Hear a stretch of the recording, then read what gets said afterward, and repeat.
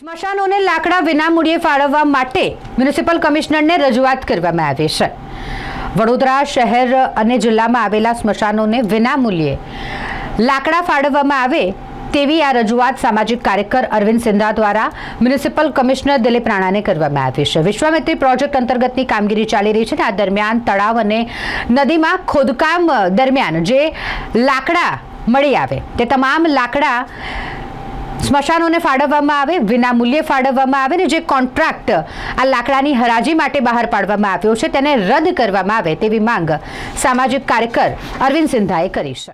આ એક જે વડોદરા કોર્પોરેશન દ્વારા આરોગ્ય શાખા દ્વારા જે 8,000 રૂપિયા પર બોડી દરેક સ્મશાનમાં ચૂકવવાના બોડીને ટૂંકમાં અગ્નિદાહ માટેના, તો એ આજ દિન સુધી હું તો કહું છું ગુજરાત નહીં આખા ઇન્ડિયામાં એક આટલો મોટો ચાર્જ પાલિકા ચૂકવશે, તેથી નુકસાન પાલિકાને પ્રજાના વેરાના વળતરને થશે। એટલે અમે આજે સૂચન એવું કર્યું છે કે અત્યારે આજવા સરોવર, પ્રતાપપુરા સરોવર એમાં ખોદકામ કામગીરી ચાલી રહી છે અને વિશ્વામિત્રી નદીમાં કામગીરી ચાલી રહી છે, તેમાં જે લાકડા નીકળી રહ્યા છે એ આશરે 2 થી 5 વર્ષ ચાલે એટલા છે।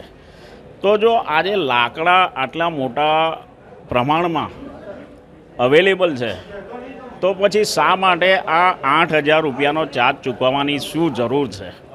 એટલે આજે એક સાહેબને સૂચનપત્ર આપ્યું છે કે આ કોન્ટ્રાક્ટ 8,000 રૂપિયા પર બોડીનો જે કોન્ટ્રાક્ટ 1લી તારીખથી ચાલુ થવાનો છે સ્મશાનોમાં એ તાત્કાલિક ધોરણે રદ કરી દેવામાં આવે અને જે વિશ્વામિત્રી આજવા પ્રતાપપુરામાં જે લાકડા નીકળે છે તે પણ તાત્કાલિક ધોરણે સ્ટોરમાં જમા કરવામાં આવે અને જરૂર પડે જ્યારે સ્મશાનને જરૂર પડે ત્યારે તેમાંથી ફ્રી ઓફ ચાર્જ આપવામાં આવે।